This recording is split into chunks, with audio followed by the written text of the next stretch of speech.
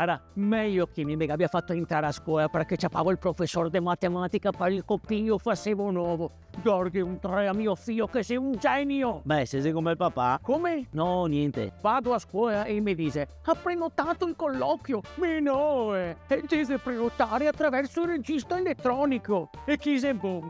Sento ore che provo. Nel 2025 il registro elettronico è la cosa più facile al mondo. Sì. E non sei più come i nostri anni che ti tornavi a casa e ti domandavi: com'è andata oggi a scuola? Bene. Cosa avete fatto? Niente. Oggi un genitore è aggiornato in tempo reale. Sorprese, non ce ne sono. Allora qua, inglese, 4, italiano, 3. come 3? Hai appena c'è la nota. Il ragazzo guarda TikTok durante la lezione e si rifiuta di consegnare lo smartphone. Mi sa che sia meglio che vada a prenotare anche a me un colloquio con i professori.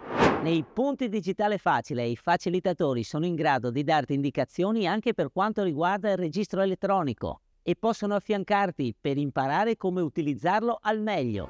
Sì, ma non è mica colpa dei suoi, è colpa dei professori che sono incompetenti e maleducati. Oh, portami un altro caffè! Certo, l'educazione digitale è importante, ma anche l'educazione da sola sarebbe già qualcosa.